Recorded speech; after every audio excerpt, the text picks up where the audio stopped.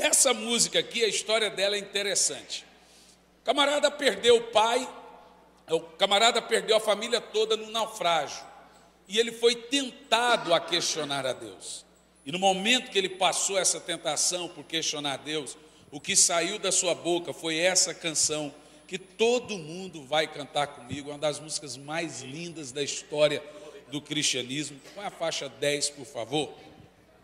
Nós vamos cantar essa canção, que ela tem uma mensagem muito linda mesmo. Pode colocar, por gentileza.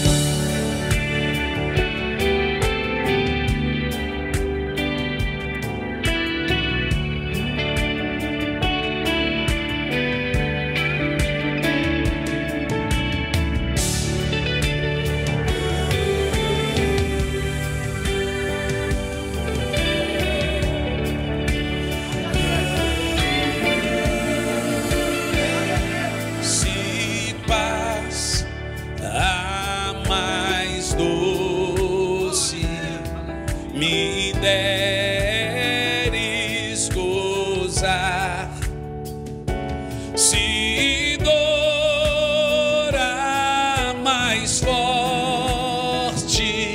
sofrer,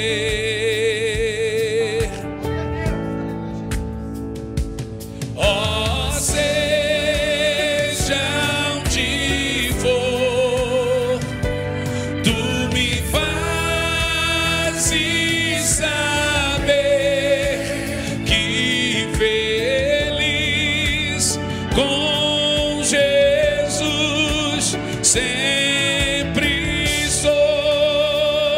Vamos fazer um coral agora. Sou feliz. Mais alto. Com Jesus. Sou feliz com Jesus, meu Senhor.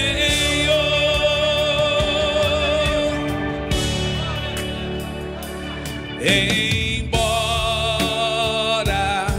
me assalte o cruel Satanás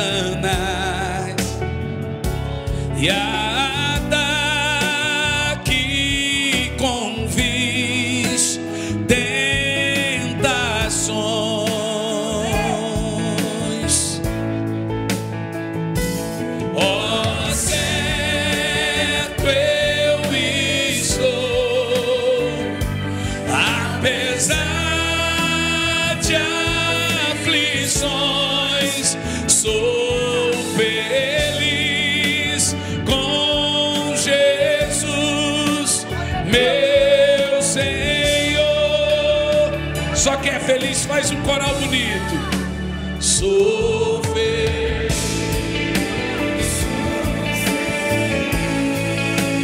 com Jesus.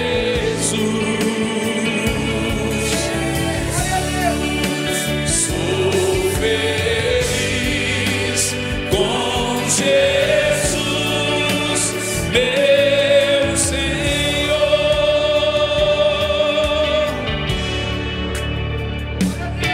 Embora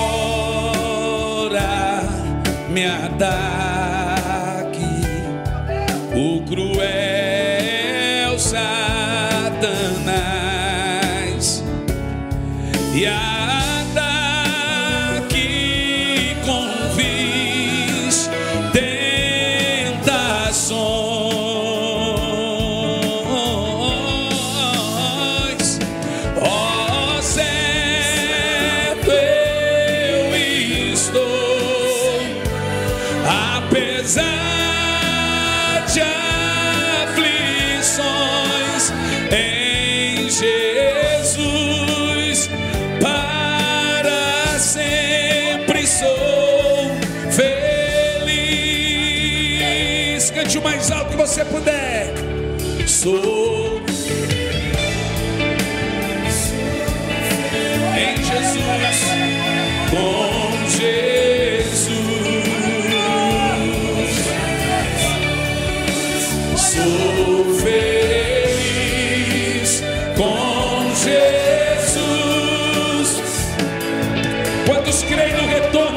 Cristo aí, diga amém. A vida eu anseio do meu Salvador. Em breve virá me buscar.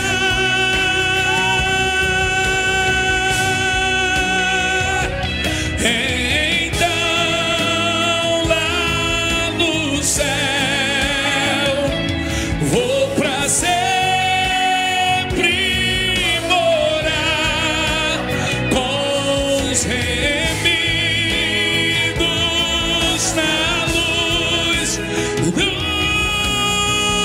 Senhor. Sou feliz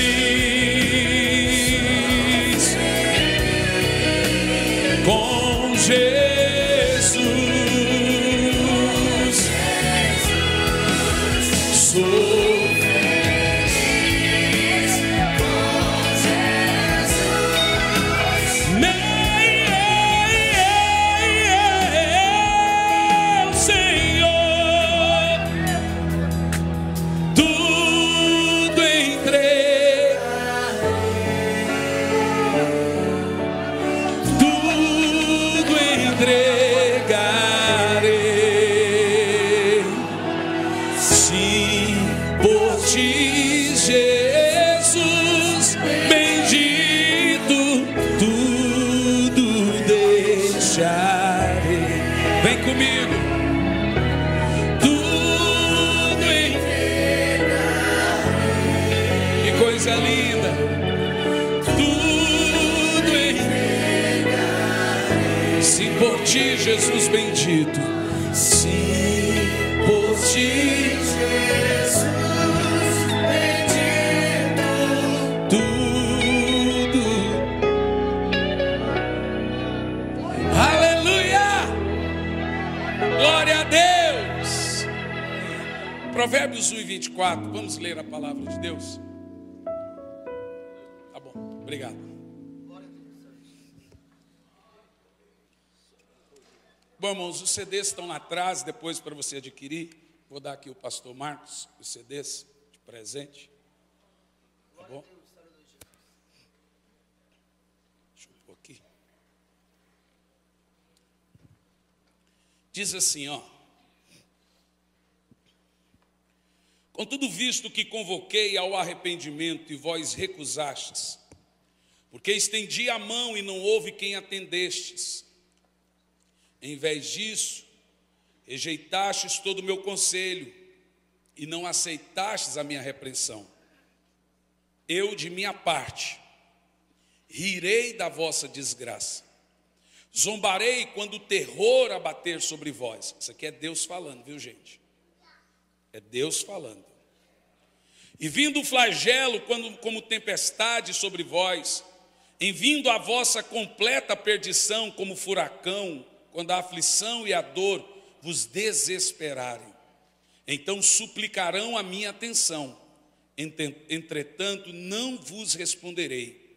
Buscar-me-ão, porém não hão de me encontrar. Por quê? Porque desprezaram o conhecimento e rejeitaram o temor do Senhor.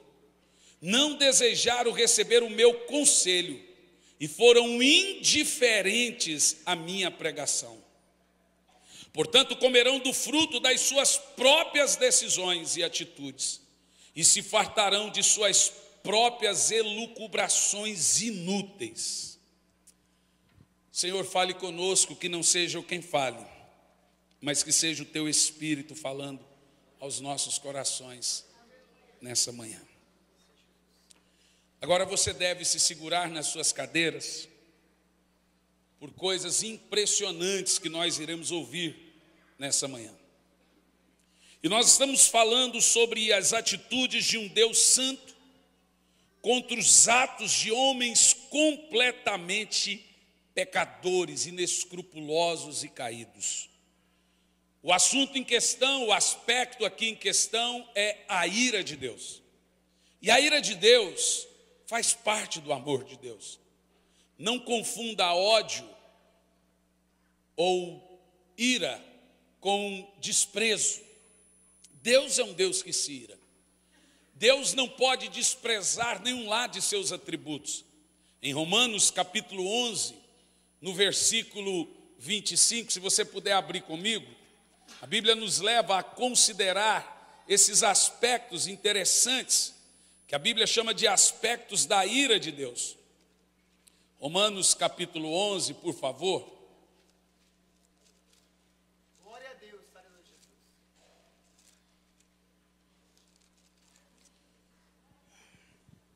No versículo 22, diz assim: considera, pois, a bondade e a severidade de Deus. São duas coisas importantes. O amor de Deus e a ira de Deus são dois lados de uma mesma moeda.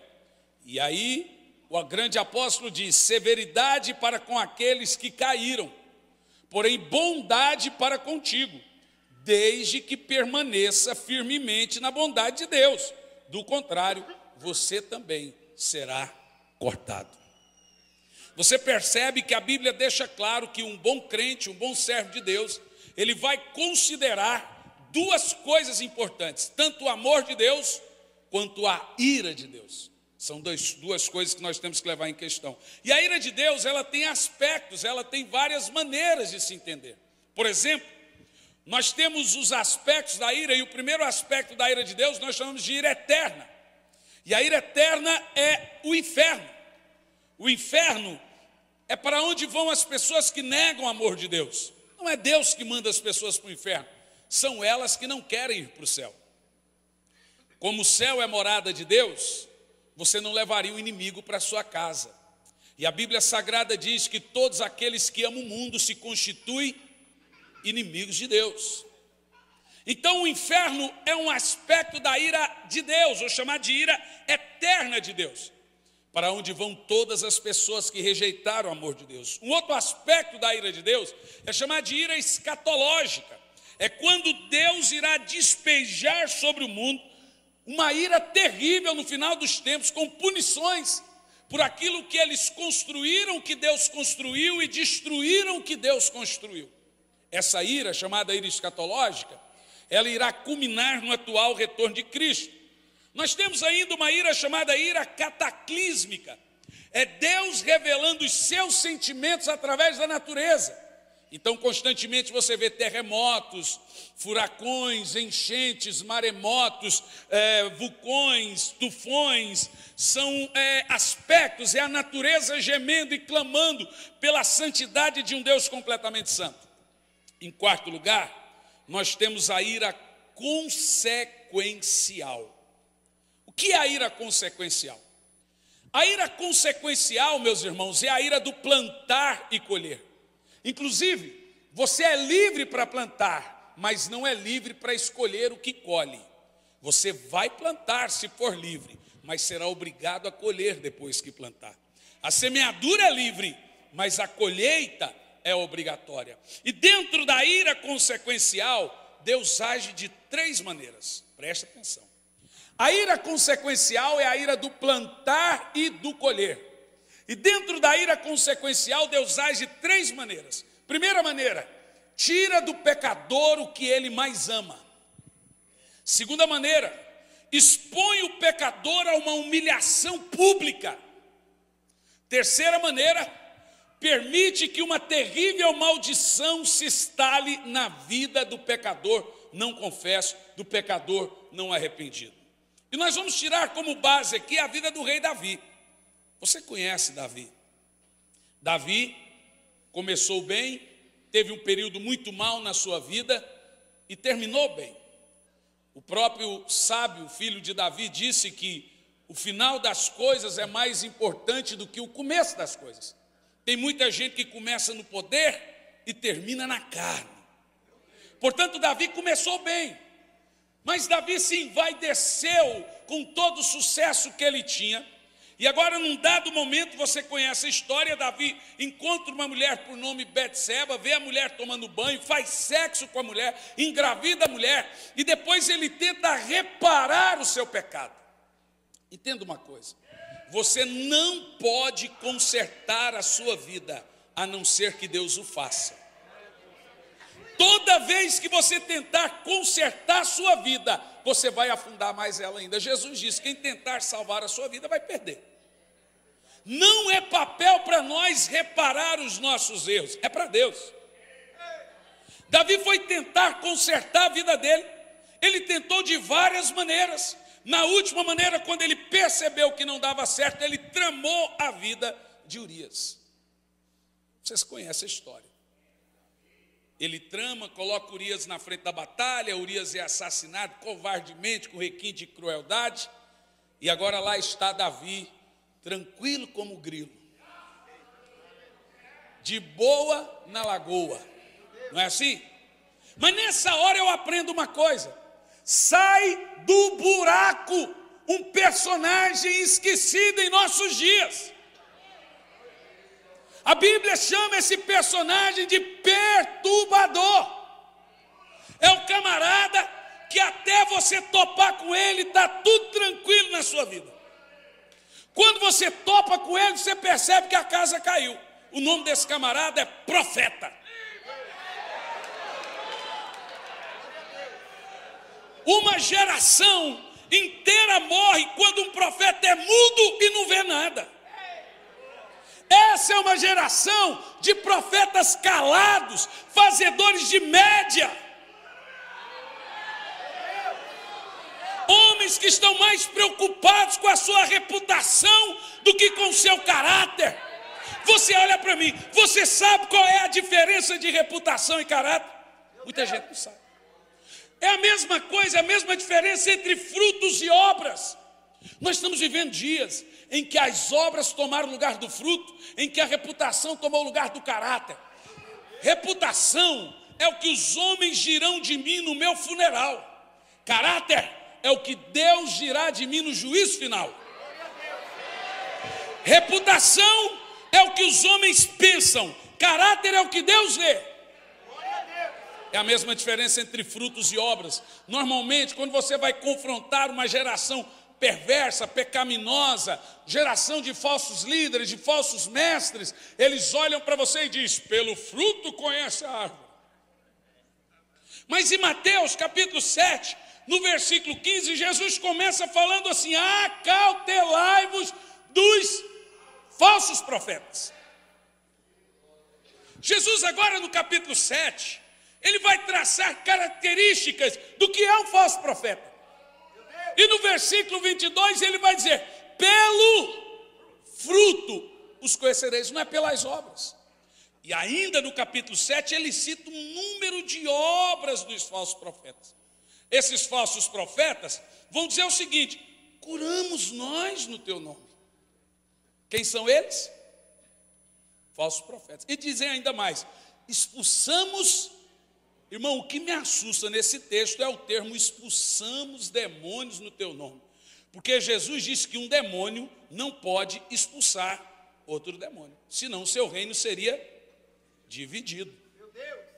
Você percebe que é um grupo de gente que realmente cura, que tem obras, que profetiza, que expulsa demônio.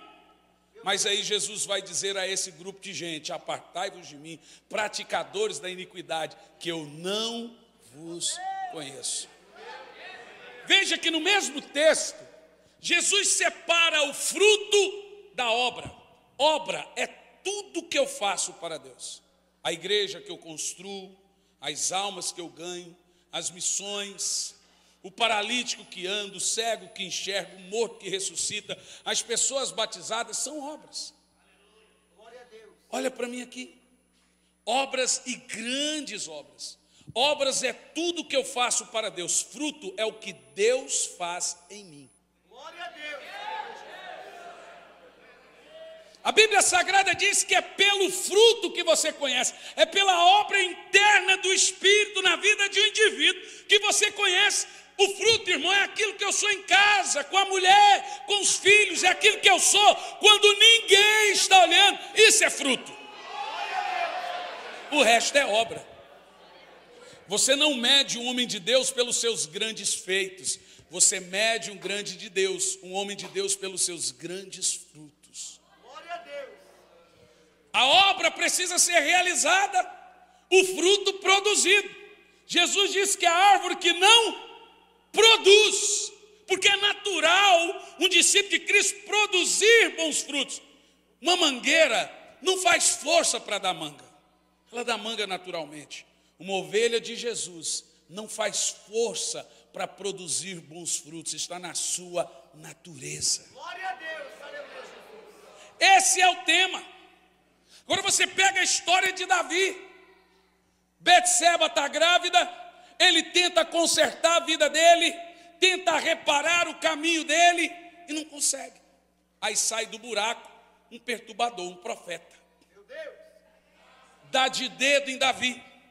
João Batista não amou a sua cabeça, porque nós devemos amar a nossa. Uma pregação genuína não é aquela que você sai satisfeito com o pregador, é aquela que você sai insatisfeito consigo mesmo. Natan não preocupou, ele sabia que ali dentro de Israel era comum matar profeta. Saul tinha matado todos os sacerdotes e tentou matar Samuel na casa de Ramá. Só que aí o Espírito Santo capotou Saul, ele ficou profetizando. Meu Deus. Natan não teve medo. Irmãos queridos, somos pregadores do Evangelho. Não somos chamados para ser aceitos. Não somos chamados para ser queridos.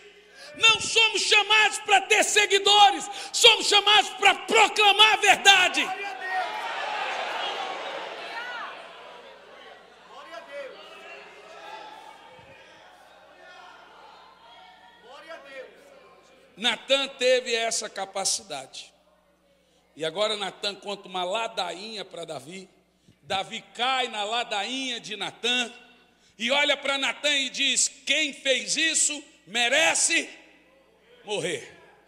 Nessa hora eu aprendo uma coisa: todo adúltero tem uma sentença de morte sobre si. Na testa do adúltero está escrito: mate-me.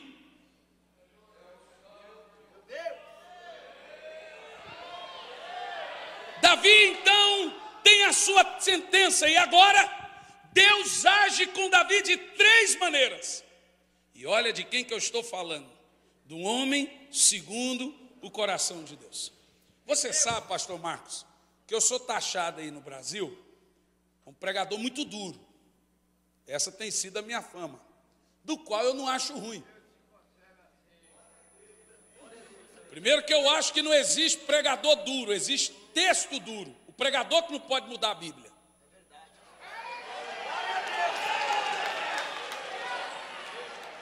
Não existe sermão duro, o que existe é crente mole. As pessoas às vezes estão acostumadas a comer comida fraca, quando comem comida forte passa mal. Alguém me disse: mas pastor, esse tipo de mensagem ofende as pessoas. Eu falei: as pessoas passam a vida ofendendo a Deus com seus pecados e não querem ser ofendidas pela verdade. Deus ofende a mente para alcançar o coração. Deus é muito diferente do diabo. Deus é Deus, o diabo é um anjo caído. Mas Satanás exalta o homem para abatê-lo depois. Deus abate o homem para exaltá-lo depois. Faz parte da característica de Deus humilhar a velha criatura. Deus não exalta antes de humilhar. Deus só usa um homem grandemente depois de quebrantá-lo grandemente. Aí eu fiz uma pergunta que eu vou fazer aqui agora. Você acha realmente? Porque algumas pessoas agora, nós estamos numa febre, irmãos, num movimento chamado hipergraça. Em nome da graça, pode até ser desgraça. Em nome da graça, você pode pecar, você pode fazer, que nós estamos na graça.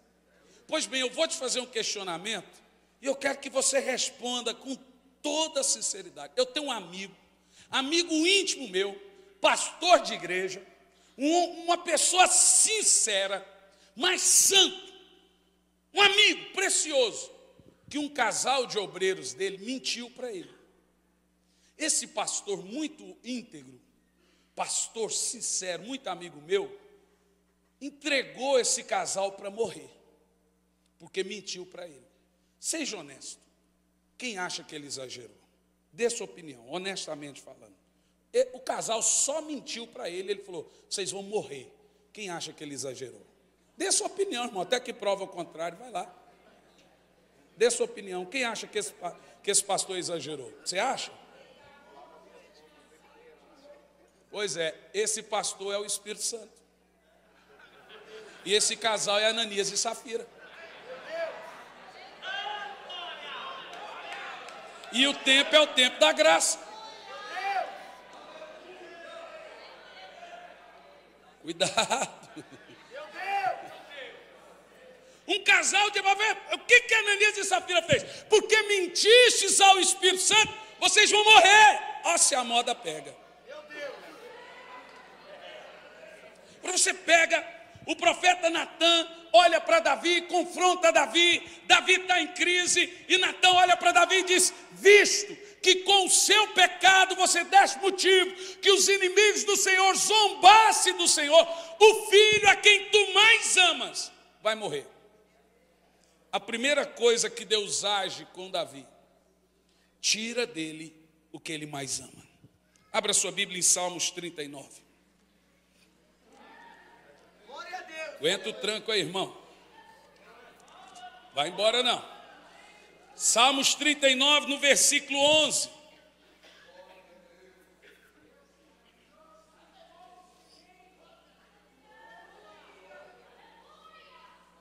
Diz o texto, quando castigas o homem com repreensões por causa da sua, fazes com que a sua beleza consuma como a traça. Veja na versão King James. Como advertência aflige a humanidade por causa da sua iniquidade.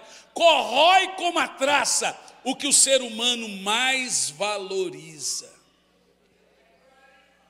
A primeira maneira de Deus agir com o pecador não confesso, não arrependido, é tirar dele o que ele mais ama. E Deus tira, irmãos. Deus tira a família, Deus tira bens, Deus tira igreja. Inclusive eu costumo, quando eu prego em convenções de pastores, eu falo o seguinte, irmãos, se a obra de Deus te separa de Deus, Deus vai tirar a obra dele de você.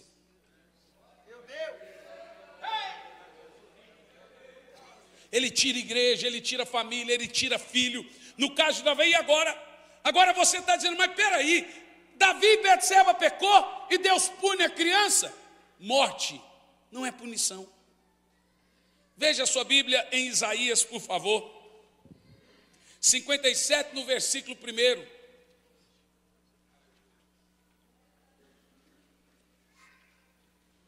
Isaías 57, 1, diz assim, perece o justo, e não há quem considere isso em seu coração, que os homens bondosos são tirados, sem que alguém considere que o justo é arrancado antes de cair no mal. Agora escute o que eu vou te dizer. Quando uma igreja é fiel e o pastor é infiel, Deus tira a igreja do pastor. Quando o pastor é fiel e a igreja é infiel, Deus tira o pastor da igreja. A bênção de Deus é para quem ele tira, não para quem ele deixa. O pior lugar do mundo é o mundo. Deus tirou o filho de Davi, não para punir o filho de Davi, mas para punir Davi. Deus tirou a criança. Deus vai tirar. Olhem para mim, o pecado, irmãos, é o pior de todos os males. O pecado é uma fera que cresce em proporção do que se alimenta. Isso significa que a única maneira de você vencer o pecado é parando de pecar. Ele vence, ele cresce com a prática. Não tem como vencer o pecado pecando. O pecado é transgredir. O pecado vem da palavra grega hamartia, que significa perder o alvo, sair dos trilhos, perder a marca, perder o foco, perder o endereço. O pecado é mentiroso.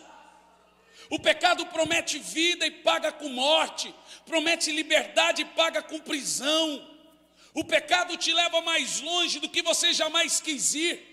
O pecado te mantém lá preso por mais tempo do que você nunca imaginou ficar. E o pecado custa mais caro do que você nunca imaginou pagar. O pecado não compensa.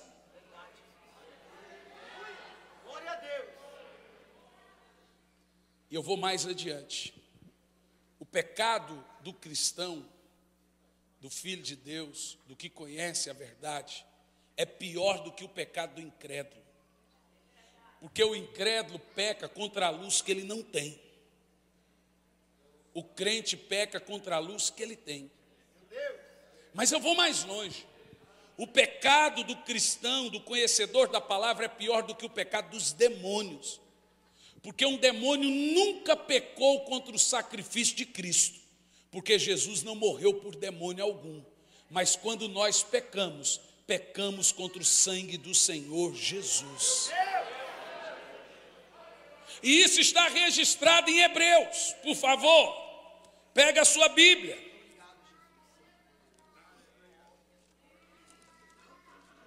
Hebreus no capítulo 6.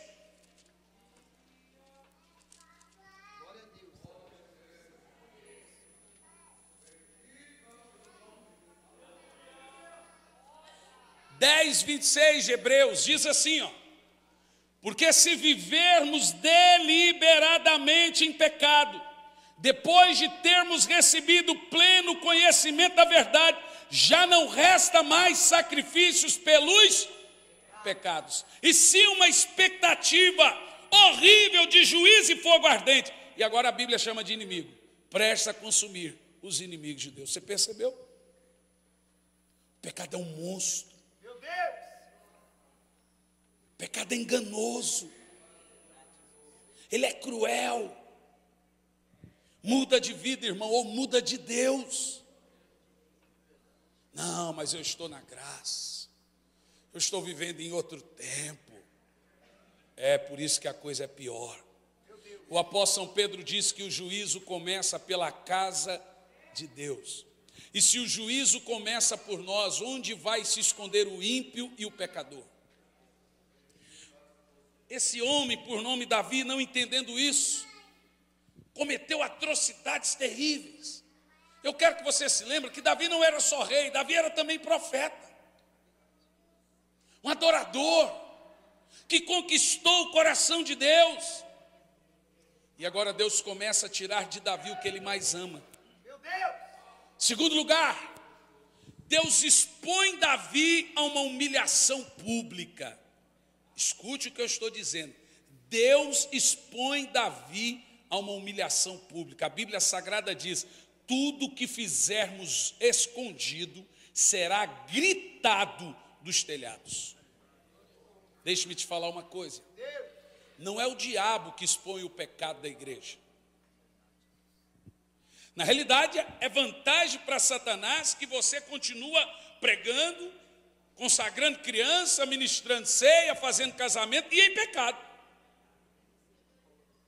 É Deus que traz à luz aquilo que está escondido.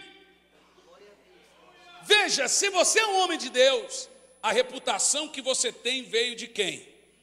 Quando você não condiz com a reputação, Deus tem que tirá-la de volta. E a maneira de Deus tirar a reputação de um homem de Deus, de uma mulher de Deus, é humilhando ele publicamente. Irmãos, não são todos espíritos malignos que é o diabo que manda. A Bíblia Sagrada diz que o espírito maligno da parte de Deus atormentava Saul.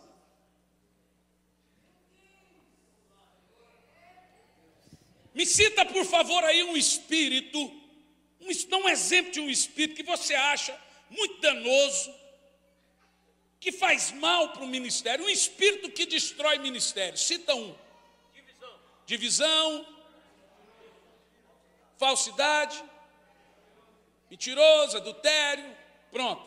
Mas o espírito que abate grandes ministérios, irmãos, é o Espírito de Deus. A Bíblia diz que é Ele que exalta o humilde e abate o arrogante. De ovelha cuida pastor, de pastor cuida Deus. E Deus cuida muito bem cuidado. Ele sabe como fazer isso. Ele sabe como abater, como moer. E Deus faz isso, irmãos, veja bem, na esperança que haja arrependimento. Glória a Deus. Na esperança que haja mudança, na esperança que haja transformação. E agora, Deus começa a moer Davi. Isso não significa que Deus está com raiva de Davi. Isso significa que Deus tem esperança que Davi se arrependa. Glória a Deus. Aleluia. Quando Deus começa a trabalhar com o homem, tirando dele o que ele mais ama, expondo ele a humilhações públicas, Deus quer abater o ego, porque a morte do orgulho é a humilhação. Muito obrigado, Jesus. Você não humilha pessoas humildes. Quanto mais tiver ego para queimar, mais Deus vai levantar pessoas para te humilhar. Porque a morte do orgulho é a humilhação. Enquanto tiver orgulho, vai ter humilhação. A maneira de Deus tratar com o homem é dessa maneira. Nós precisamos entender que com Davi não foi diferente. Agora as pessoas descobrem que aquele Davi, herói que matou 10.000, que o povo cantava, ele é um adúltero e assassino. E agora o Facebook da época começa a gritar para todo mundo: Davi, adúltero e assassino. As pessoas começam a jogar pedra no seu alpendre e gritar: assassino, adúltero. Davi tem que fugir de Jerusalém. E lá fica Aitofel gritando, xingando junto com a população, e o seu filho assume a cidade. E aí vem a terceira maneira de Deus tratar com o pecador não confesso, não arrependido. Meu Deus. Essa para mim é a pior delas. Permite que uma terrível maldição se instale na família do pecador não arrependido. Abre parênteses. Quantos aqui acreditam que quando você peca, você pede perdão, o Senhor te perdoa? Você acredita mesmo nisso? Aqui nós estamos um grupo de obreiros e pastores, homens pregadores e conhecedores da Bíblia. Não tem um só texto na Bíblia que diz que quando você pede perdão, você é perdoado. A Bíblia diz que quando você confessa e deixa, pedir perdão não traz perdão. Arrependimento traz perdão. Olha, muito pelo contrário, existe um efeito contrário para quem pede perdão por um pecado que ele não vai abandonar. Abra sua Bíblia em Romanos capítulo 2. Bom, quem já me conhece sabe que a minha característica é usar bastante a Bíblia. Romanos 2, versículo 4, diz assim, ó: ou porventuras desprezas a imensa bondade da riqueza e tolerância, não percebendo que é a própria misericórdia de Deus que gera arrependimento?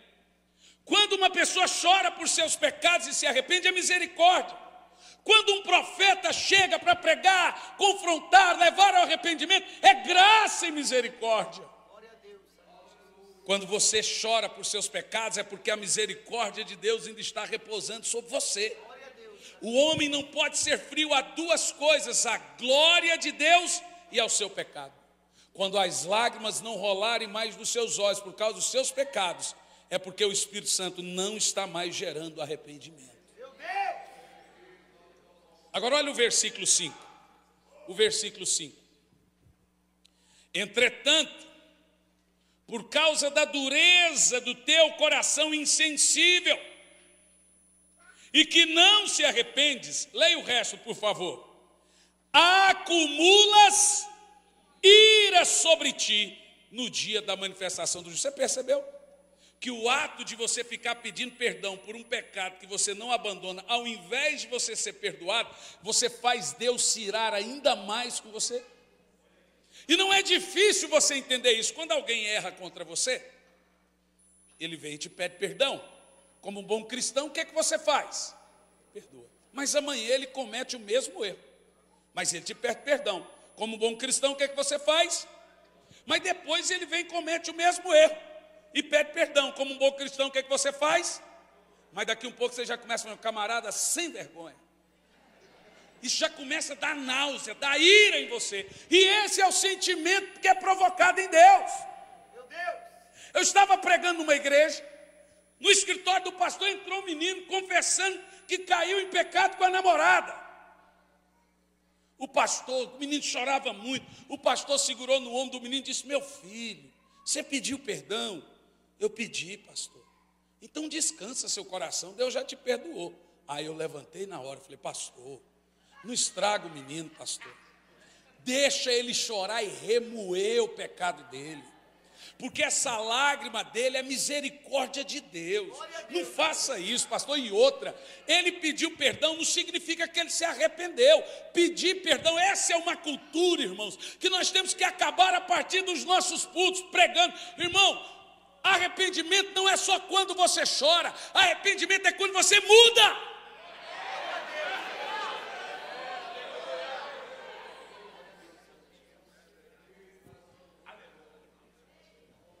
Tem muita gente que pede perdão não para ser perdoado ou não para abandonar o pecado, mas pedem perdão para se aliviar da culpa. Deixe-me te dizer uma coisa, diante da Bíblia Sagrada, não alcança misericórdia quem pede perdão. Alcança misericórdia quem confessa e deixa. Se você pede perdão por pecados que você ainda vai cometê-los ou está cometendo, ao invés de você ser perdoado, você está aumentando a ira de Deus sobre você.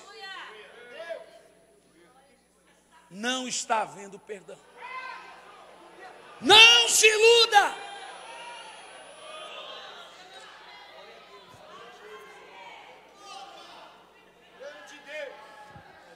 São pregações como essas que a igreja moderna está esquecendo. Há muita gente pulando e pouca gente se arrependendo. Há muita gente interferindo e pouca gente intercedendo.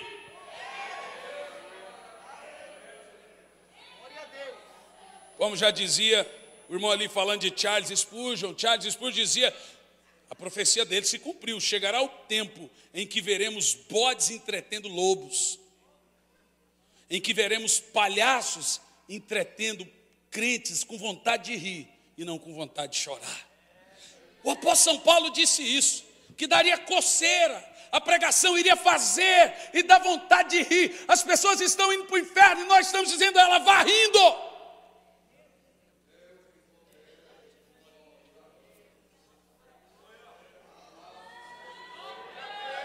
Eu tenho 35 anos de idade, irmãos. Não sou tão velho, mas também não sou tão novo. Eu sou de uma época que o irmão saía do culto e ficava até a metade da semana remoendo o que foi pregado no domingo. Hoje ele já sai do culto, no mesmo culto, no final lá ele já está falando, você viu que o meu time ganhou do seu? Não, mas o seu time não vale nada, não é o meu que vale. Tu é besta, rapaz. O cara nem lembra do que foi pregado. Não há mais temor. Estavam pregando sobre a tenda da presença de Deus, de Êxodo 33. Só Moisés entrava na presença de Deus, mas o povo ficava na sua tenda, abaixava a cabeça em reverência a Deus. Cadê isso?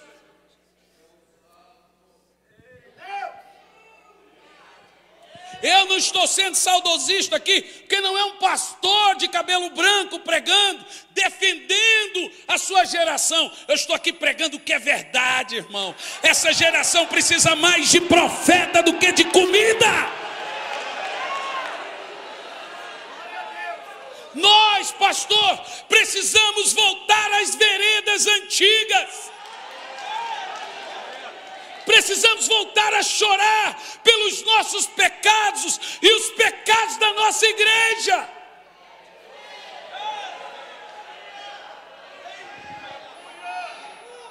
Escute bem, não precisa ter amor, querido, para pregar sobre amor.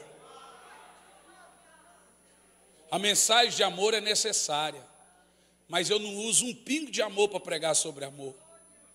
Eu preciso de amor para pregar isso aqui. Eu tenho que amar muito pouco o meu ministério para pregar um negócio desse para tanto de pastores.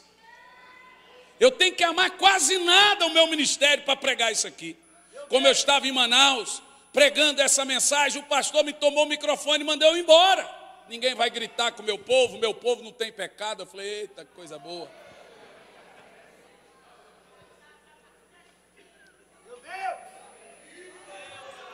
Mas agora, a pior situação na vida de Davi começa a acontecer. E para mim essa é a pior história. É quando Deus permite que uma terrível maldição se instale na vida do pecador, na família. O pecado, ele entra no sangue, ele vai no sangue, por isso que Jesus derramou o seu sangue. O pecado que você comete não é só contra você. Você pode cometê-lo sozinho. Mas você está pecando contra a sua geração. Porque o que Davi fez, ele trouxe uma terrível maldição de imoralidade sexual na sua família. Você sabe a história de Davi. Aminon estuprou Tamar. Absalão, tomador de Tamar, e mata Aminon. Agora Absalão, revoltado que o pai não conduziu direito à situação do estupro em família, se levanta contra o pai, toma o reino do pai, deita com as mulheres do pai, em plena luz do dia, humilha o pai perante toda a nação. E agora Davi está em guerra com o próprio filho. Uma imoralidade terrível. Irmão, deixa eu te falar uma coisa. Presta atenção. Olha para mim. Eu ainda não estou incomodado, olha para mim. Deixa para lá. Presta atenção no que eu estou te dizendo. Quando você lida com o pecado de maneira errada, e tratar o pecado de uma maneira carnal, é como você tratar um paciente em estado terminal de câncer com aspirina. Não tem efeito nenhum.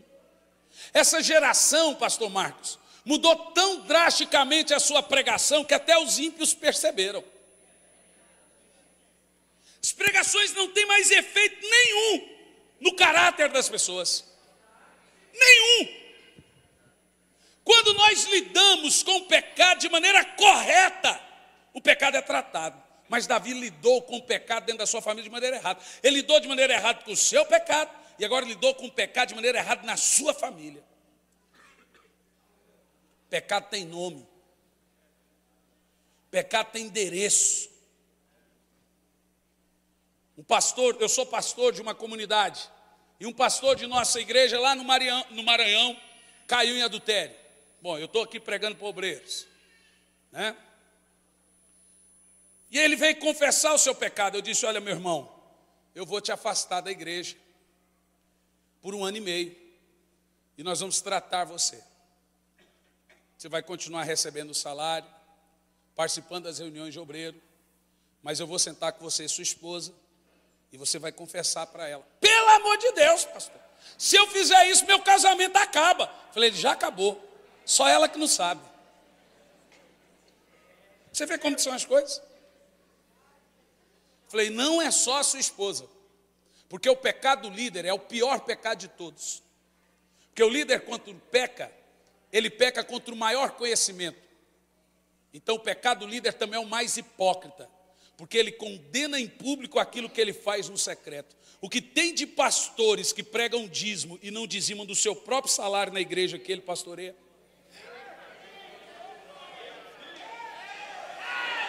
Olha, eu estou falando da igreja que eu sou pastor. Aqui não tem isso. Só na igreja que eu pastoreio. Entenda, por isso que eu estou citando a minha igreja. O pecado do líder é o mais hipócrita, porque ele condena em público aquilo que ele pratica no secreto. Em Romanos capítulo 2, o apóstolo São Paulo diz assim, vai lá, Romanos capítulo 2.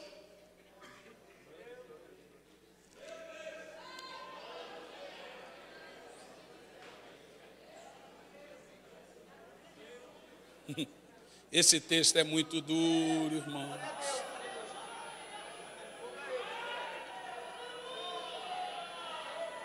Versículo 18. Versículo 21 diz assim: pois então tu quando ensinas aos outros, por que não educas a ti mesmo? Tu que pregas que não se deve roubar, anda roubando?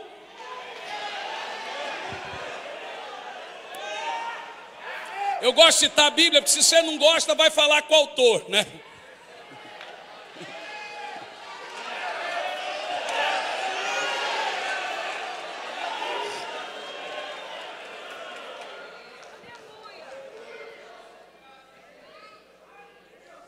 Agora preste atenção. Eu olhei para esse pastor, falei, meu irmão, eu vou tratar com o pecado como a Bíblia manda. Não vou abandonar você, vou cuidar. Você vai receber o salário, mas você vai ficar sentado 1 ano e meio. E nós vamos chegar diante da igreja e confessar o pecado. Não, aí o senhor quer acabar com o meu ministério. Eu falei, não fui eu que adulterei, não. Porque o pecado do líder é o mais danoso. Porque quando o líder peca, mais pessoas são atingidas.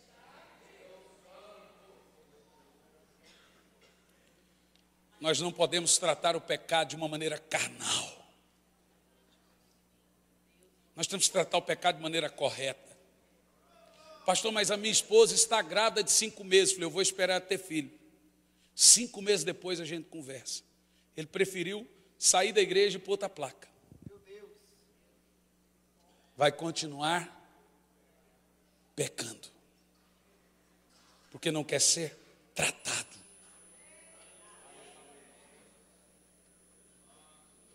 É isso que as nossas igrejas modernas estão virando. Davi lidou de maneira tão errada com o pecado dentro da sua família, quanto lidou com o seu pecado, que agora Joabe mata Absalão. Quando Davi chega, está a cabeça para um lado, o corpo para o outro. Davi pega o corpo de Absalão com a cabeça e põe no colo e começa a gritar, desesperado, meu filho Absalão, eu queria ter morrido no seu lugar. Agora, irmão, presta atenção, traça um paradoxo entre a lágrima de Davi por perder um filho e a lágrima de Jó por perderem seus filhos. Jó, quando perdeu os filhos, ele não entrou em pânico e desespero. Ele disse o quê? Deus deu, Deus tomou, bendito seja o nome do Senhor. Davi, quando perdeu o filho, entrou em pânico. Sabe por quê? Jó sabia que a parte dele ele tinha feito. Jó orava, sacrificava pelos filhos. Jó estava com a consciência dele tranquila perante a educação espiritual e moral que ele deu para os filhos. Se eles quiserem morrer e ir para o inferno, o problema é deles. Eu levei para a igreja, eu consagrei, eu dei testemunho, bendito seja o nome do Senhor.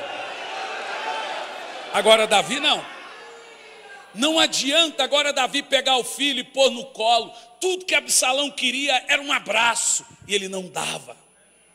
Não adianta chorar pelos filhos depois que você não estiverem. Então ele entra em desespero. Não adianta gritar por um ministério enquanto você não valoriza ele enquanto tem. Eu sinto com pastores, pela graça de Deus sou formado em psicologia. Homens vêm em lágrimas, pastor, eu tinha uma grande igreja, eu era isso, era aquilo outro. Eu falei, meu querido, não adianta mais você falar. Vamos tratar daqui para frente. Enquanto você falar, só vai te ferir ainda mais. Deus é Deus de recomeço. Vamos recomeçar o negócio. A Bíblia é um livro de recomeço. Vamos parar de falar disso, porque você vai lembrar da igreja que você construiu, mas também não vai esquecer como você caiu. Vamos trazer à sua memória aquilo que traz esperança. Não resolve. E Deus permite que uma terrível maldição, veja, não sobrou ninguém. Agora em último, Absalão morto. Em último agora, o último filho de Davi, Adonias, é assassinado por Salomão. Só sobrando Salomão. Deus não se deixa escarnecer, irmão. Tudo que o homem plantar, isso ele vai colher. E isso é chamado de ira consequencial de Deus. Como em Provérbios, capítulo 1, no versículo 24, O texto base que nós lemos deixa muito claro. Contudo, visto que convoquei, levei vocês ao arrependimento e você recusou. Estendi a minha mão e você não atendeu. Em vez disso, rejeitou o meu conselho e não aceitou minha correção. Aí agora Deus fala: eu de minha parte zombarei da vossa desgraça e me rirei quando o terror se abater sobre vós. É triste ouvir isso do próprio Deus, mas é verdade. E vindo o flagelo como tempestade sobre vós, e vindo a vossa completa perdição como furacão, como aflição e dor, desesperança, então orarão a mim. Veja o contrário de Jeremias 33:3, né? Orarão a mim e eu não vos responderei. Clamarão e eu não atendei. Por quê? Porque desprezaram o meu conhecimento e rejeitaram o meu temor. Aí você fala, duro texto esse. É Velho Testamento. Vamos ver um bem parecido no Novo Testamento. Porque assim hoje está assim o negócio, irmão. A Bíblia, quando é Senhor é meu pastor, nada me faltará, bacana. Aí o Velho Testamento serve. É ou não é? Então hoje, o povo se esquece que o Novo Testamento é pior, é mais duro do que o Velho. Né? No Velho Testamento, assassinato era matar. No Novo Testamento, Jesus disse, um novo mandamento te dou: quem odeia o seu irmão já é assassino.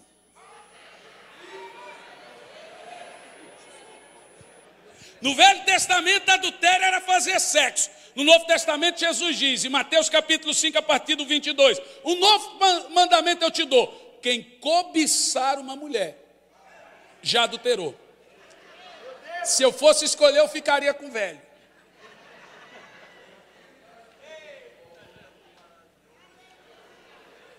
Romanos 1:18.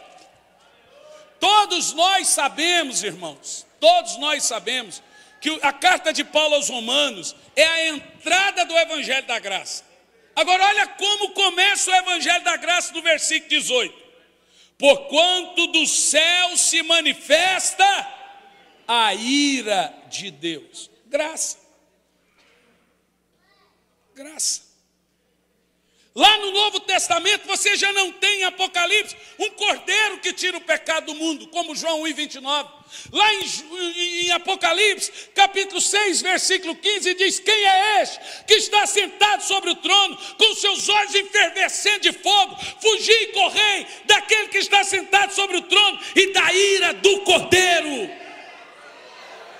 Aquele Jesus que beija criança, aquele Jesus que abraça idosos, agora é um Jesus irado, prestes a fazer justiça, de tal maneira que em Apocalipse 6,15, você vê os homens correndo e se escondendo nos montes e das montanhas, fugindo da ira do cordeiro. Nós estamos equivocados, irmãos.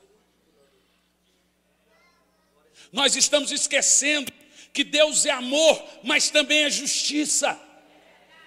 Que o amor de Deus não pode anular o juízo de Deus. Não seria amor de verdade se não tivesse disciplina.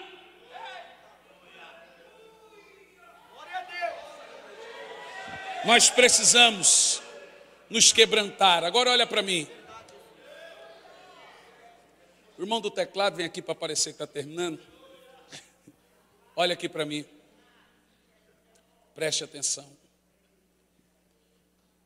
A Bíblia toda é sobre pessoas que recomeçam a sua história.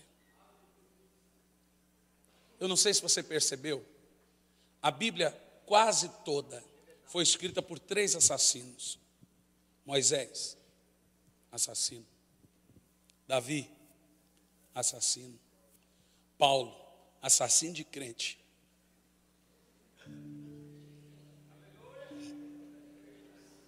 O que esses homens tiveram em comum? Esses homens se arrependeram. O arrependimento é uma coisa tremenda.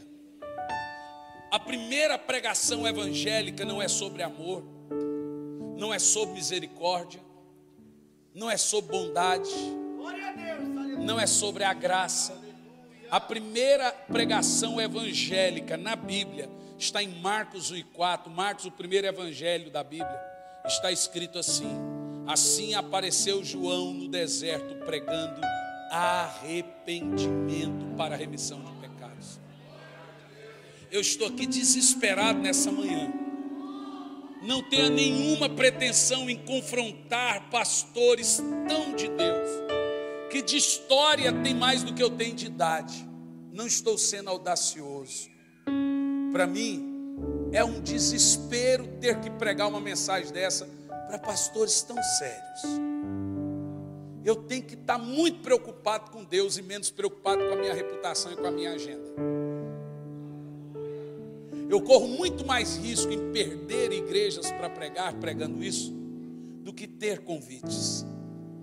Eu tenho que obedecer a Deus. E aqui desesperadamente eu conclamo a igreja do Senhor Jesus em nossos dias. Levemos o arrependimento. Essa é a mensagem dos últimos tempos. Arrependei-vos. Olha para mim. A palavra arrependimento, ela tem dois significados. Primeiro significado, meta. Meta. Traço. Segundo significado, noeu. Meta, noeu. Meta aponta para um estilo de vida. Noeu aponta para o que eu penso. Agora nós juntamos as duas palavras, metanoeu ou metanoia. Arrependimento significa mudar de mente para mudar de vida. João Batista, quando pregava arrependei-vos para entrar no reino de Deus. Jesus, quando pregava arrependei-vos para entrar no reino de Deus. Em João 8:24, Jesus disse: se vós não vos arrependeres, todos de igual modo perecerão. Ninguém é perdoado por pedir perdão. A igreja católica ensinou isso. Pede perdão. Na época passada, eles diziam o seguinte: na época da Inquisição, você vai lá matar tantos anticatólicos, 50. Aí o assassino falava assim: mas eu vou para o inferno. Aí o bispo dizia assim: peraí, você vai matar 200, então eu já vou perdoar você pelos 200 assassinatos, agora você pode matar. Essa cultura de pedir perdão para ser perdoado não é uma cultura bíblica. Arrependimento traz perdão. E arrependimento não é só você pedir perdão. Arrependimento é mudança. Arrependimento é abandono de pecado. É as características que estavam no filho pródigo e Davi. A Bíblia diz que Davi depois se arrependeu, não pecou mais. Dormia com virgem e não tocava nela, ficou traumatizado.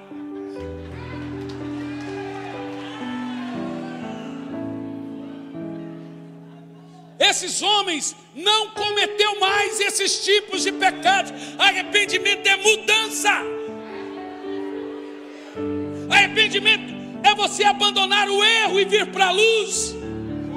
O filho pródigo, ele teve essas características. A Bíblia Sagrada diz que o filho pródigo caiu em si, em primeiro lugar. O arrependimento é você se ver como Deus se vê. Ele estava de quatro, comendo lavagem, e é muito difícil você ver que você está caído, mesmo quando você está de quatro no chiqueiro.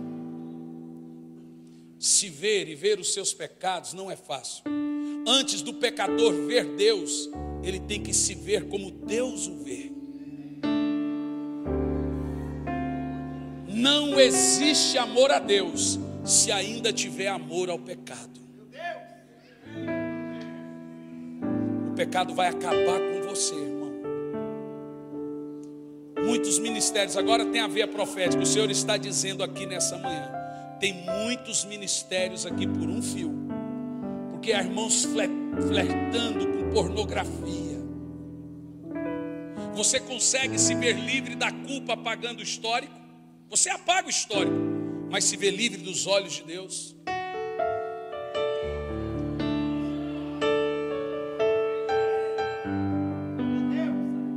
Depois não adianta você sentar com pastores: eu estou ferido. A voz do Senhor está falando aqui nessa manhã a todos nós: arrependa-te ou pereça. Abandone o pecado ou morra. Irmãos, eu prego há muitos anos. Eu sou pastor há muitos anos, 18 anos. Sou casado há 15. Tenho um filho de 13 anos que está maior que eu. Uma filhinha de 1 ano de idade. Houve um tempo no meu ministério que eu viajava tanto para pregar como missionário que eu não tinha mais tempo para o Deus da obra. Eu já não orava mais. Eu já não buscava mais a Deus. Alguns anos atrás, o meu filho, logo com seus 4, 3 anos de idade, eu quase caindo em pecado, em pornografia. Um dia, eu desci para pegar água, meu filho dormindo no quarto, chuva, ele com medo. Quando eu saí da sala, outra coisa que nós temos que aprender em nossos dias, que nós não somos super-homens. É o nosso testemunho de vida que muda as pessoas, não a nossa retórica. Você não tem que ter vergonha de dizer aonde você venceu. Inclusive as pessoas vão ver, tem jeito para mim. Eu vi que tinha uma criança por volta de 4 horas da manhã, tinha uma criança sentada na sala da minha casa. Eu tomei um susto. Essa criança olhou para mim e fez assim, ó. Ela saiu, subiu a escada na minha frente, chegou no quarto da minha esposa, estava meu filho e minha esposa. A criança olhou para minha esposa, olhou para o meu filho e disse: se o arrebatamento fosse hoje, eles iriam e você ficaria. Irmãos, eu entrei numa crise tão grande de choro. Eu chorava. Minha esposa teve que pegar aquele negócio de pôr no nariz assim para inalador, que eu não conseguia respirar. 6, 7 horas da manhã, eu em lágrimas, em prantos. Passaram-se alguns anos, o Senhor em silêncio comigo. Eu me arrependi. Eu tive que voltar e fazer para o Senhor aquela oração mais simples: Senhor, ensina-me a orar. O que tem de pastores que não oram mais.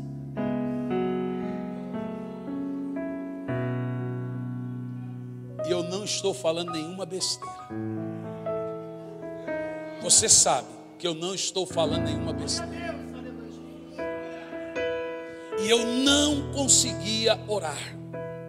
Eu tive que me humilhar como um crente, começando a engatear. Falei: Senhor, me ensina a orar. Eu só queria voltar a ter comunhão com Deus. Em 2011, o tempo passou, Deus em silêncio, me tratando. Que Deus trata, irmão. Vamos parar com esse negócio. Deus trata, e trata duro. Ninguém na Bíblia ele tratou mole, trata duro.